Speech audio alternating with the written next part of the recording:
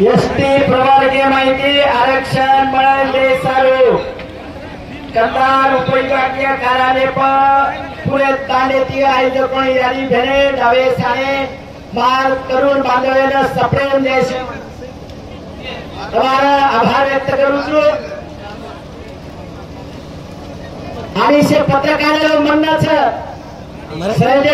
सहजकरी विनंती समोर माती आव છે मराठी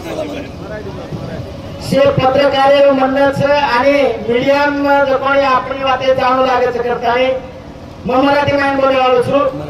भगवानराव कोरमाटीમાં बोलती રહ્યો છે सगळ्याला विनंती करणार आहे भगवानरावचं फक्त मी ते भाषांतर करणार आहे त्यांनी बोललेलं रयतेचे राजे छत्रपती शिवाजी महाराज भारतीय घटनेचे शिल्पकार बोधिसत्व डॉक्टर बाबासाहेब आंबेडकर समता नायक महात्मा बसवेश्वर पुण्यश्लोक अहिल्याबाई होळकर अण्णाभाऊ साठे बंजारा समाजाचे आराध्य दैवत संत सेवालाल महाराज राष्ट्रीय संत भगवान बाबा बंजारा समाजाचे धर्मगुरु डॉक्टर रामराव बापू यांना मी प्रथमतः या ठिकाणी वंदन करतो मित्रहो आपण शेदूर मालम छ की महाराष्ट्र सरकार ज्या दिवशी या ठिकाणी मराठा बांधवांना ओबीसीतून आरक्षण मिळाले पाहिजे यासाठी जी आर काढलं त्याचबरोबर या ठिकाणी हैदराबाद गॅजेटियर लागू करा आणि कुणबी समाजाला ओबीसीतून आरक्षण द्या अशी या ठिकाणी एक परिपत्र महाराष्ट्र सरकारने या ठिकाणी काढलेलं आहे मित्रांनो आम्हाला याचं सांगायचं आहे सरकारला आदरणीय महाराष्ट्र सरकार ज्या पद्धतीने आमच्या गरजवंत मराठा समाजाला तुम्ही ओबीसीतून आरक्षण देण्यासाठी या ठिकाणी भूमिका घेतली आणि त्यांना आरक्षण देण्याचं आरक्षण काढलं त्याच हैदराबाद गॅजेटियर मध्ये बंजारा समाज हा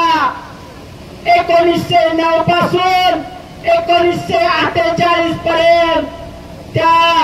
ठिकाणचं जे काही हैदराबादचं संस्थान आहे त्यामध्ये बंजारा समाज हा अनुसूचित जातीमध्ये असल्याची नोंद आहे तुम्हाला सांगतो या ठिकाणी थोडा शब्दाचा फेरफार होईल माझ्या बांधवांना विनंती आहे आम्ही अनुसूचित जाती आहे अनुसूचित जमाती एसटी प्रवर्गातून आरक्षण मागतोय आणि आमच्या हक्काची आहे या ठिकाणी आदरणीय डॉक्टर संजय पवार सरांनी या ठिकाणी आपल्याला मार्गदर्शन केलं त्यांनी सांगितलं की आम्ही किती वर्षापासून या ठिकाणी आदिवासी जमात आहोत सिंधू संस्कृतीमधून हडप्पा संस्कृतीमधून आलेला आमचा समाज आहे मित्रांनो मी काय फार काही बोलणार नाही भारतरत्न डॉक्टर बाबासाहेब आंबेडकरांनी आणि त्याच्यासोबत असलेले तेव्हाचे खासदार जयपाल सिंग यांनी या संसदेमध्ये एक मागणी केली होती की बंजारा समाज अनेक वर्षामध्ये जंगल दर्यामध्ये राहतो हा भटका समाज आहे हा व्यापार करणारा समाज आहे हा या समाजाने या देशातली इंजिनिअरिंग केली रस्ते बांधले आम्हाला दळणवळणाची सुविधा या बंजारा समाजाने करून दिली म्हणून या बंजारा समाजाचा अनुसूचित जमातीमध्ये समावेश झाला असं डॉक्टर बाबासाहेब आंबेडकरांची मागणी आहे मित्रांनो या ठिकाणी या महाराष्ट्रामध्ये या देशामध्ये अनेक मागासाहेब होऊन गेलेले आहेत त्यामध्ये लोकूर आयोग असेल त्यामध्ये मंडळ आयोग असेल त्यानंतर न्यायाधीश बापट यांच्या आयोगाने या सगळ्या आयोगाने बंजारा समाजाला अनुसूचित जमातीमध्ये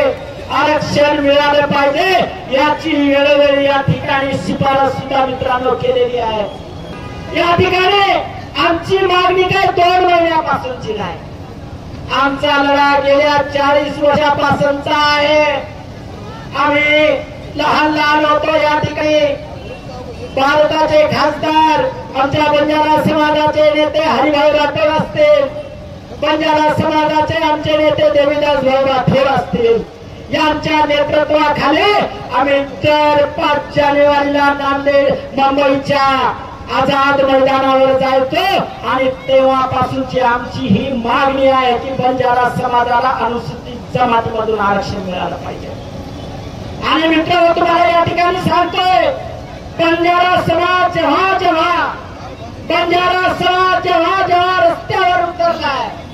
जेव्हा त्यांनी मागणी केली, ती मागणी पूर्ण केल्याशिवाय बंजारा समाज थांबलेला नाही। त्याचे काही उदाहरण आहेत। आपल्याला माहित असेल, या ठिकाणी महाराष्ट्र राज्याचे माजी मुख्यमंत्री ज्यांनी या देशाला, या महाराष्ट्राला हरित क्रांती घडवून आणली, अन्य धान्याने या ठिकाणी स्वयंपूर्ण करण्याचं काम केलं विजयराव, त्या वसंतराव नाईकांनी या महाराष्ट्रामध्ये 4 कृषी विद्यापीठ या ठिकाणी निर्माण केली। आमची एक मागणी होती, त्या महामानवानं 4 विद्यापीठ कृषी विद्यापीठ करून या ठिकाणी शेतकऱ्यांना न्याय मिळवून देण्याचं काम केलं। त्या ठिकाणी शेतकऱ्याविषयीचं बियाणाचं संशोधन चालू केलं। त्या महामानवाचं नाव कृषी विद्यापीठाला मराठवाड्याचं द्या म्हणून आमची मागणी होती। त्या विद्यापीठाच्या माध्यमातून आम्ही आंदोलन केलं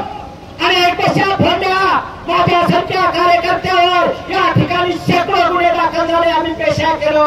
आणि त्या ठिकाणी सरकारला नमवलं आणि परभणीच्या कृषी विद्यापीठाला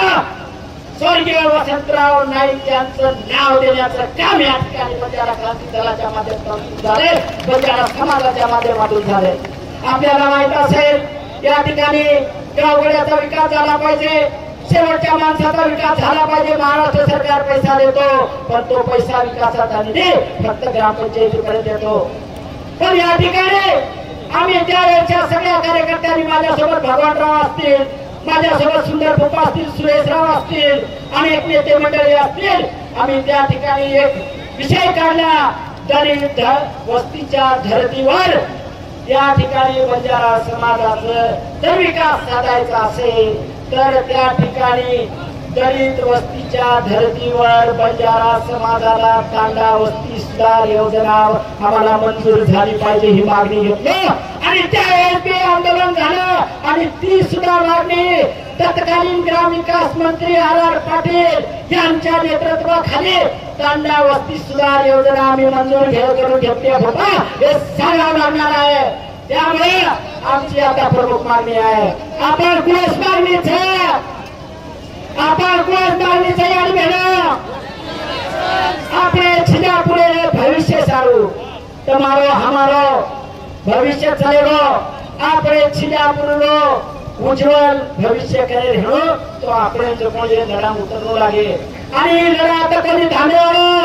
કંદાર નાંદેડ તો ઝાકી હે, मुंबई दिल्ली बाकी है, आंदोलन शेड्यूल करायचं, मुंबई दिल्ली जाय ते सारच व ठिकाणी आरक्षण भेटवायचं, ही फक्त सुरुवात છે મિત્રો। आणि मग बंजारा बांधवांना आता विनंती करू की आपले आमच्या बंजारा समाजाला आरक्षण देण्यासाठी मराठवाड्यातील 50 आमदार जे सध्याचे रनिंग आमदार आहेत आणि 15 खासदारांनी या ठिकाणी आम्हाला बंजारा समाजाला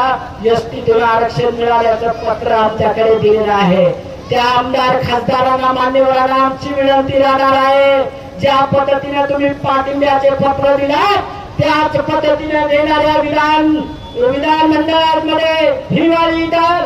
सभेमध्ये त्या ठिकाणी सभागृहामध्ये ही मागणी तुम्ही रेटून घ्या, तर तुमच्या आमच्या पाठिंबा दिला त्या पाठिंब्याला अर्थ राहणार नाही, नाहीतर नुसते सह्या करून कागद कुछ भी काम का नहीं। इसीलिए सब आमदार खासदारों का मेरा आह्वान है, अपील करता हूँ की तुम्ही उद्याच्या हिवाळी अधिवेशनामध्ये बंजारा समाजाला अनुसूचित जमातीमध्ये आरक्षण भेटलं पाहिजे, यासाठी आपण या ठिकाणी घोषणा करावी। मी या ठिकाणी आमच्या शहराचे आमदार, कंधार मुख्यचे कर्तव्यदक्ष आमदार यांनी नेतृत्व हाती घेतलंय। गेल्या 3 दिवसापासून मुख्यमंत्र्याकडे बैठका चालू आहे। काही दिवसात महाराष्ट्राचे मुख्यमंत्री आदरणीय देवेंद्र फडणवीस यांच्याकडे मराठवाड्यातील 8 जिल्ह्याचा प्रश्न त्या ठिकाणी मार्गी लावण्यासाठी, आरक्षणाचा विषय मांडण्यासाठी एक शिष्टमंडळ त्या ठिकाणी बोलावलं जाणार आहे। त्यासाठी चर्चा करण्यासाठी तुषारजी राठोड त्या ठिकाणी गेलेले आहेत। आणि वर माध्यमातून एक विनंती करायचो, जत्रा जोरेती आज जायचो, वत्रा जोरेती आपण नांदेड 29 तारखेला जायचं आणि मोठे प्रमाणे 5 लाख लोकांचं नांदेड जोडे मराठवाडा केंद्रबिंदूचं होता आपण ताकद काय सर जायचं आत्रीच विनंती करूचो आणि शेदूला विनंती करूचो जे जे आपली बाई बापली चिजापर आयचं तुला आभार व्यक्त करूचो जातू ओळा कोणी शांत रीतीने जाव आणि व्यवस्थित घर जावं अशी विनंती करूचो थांबवचो। जय शिवाला महाराज की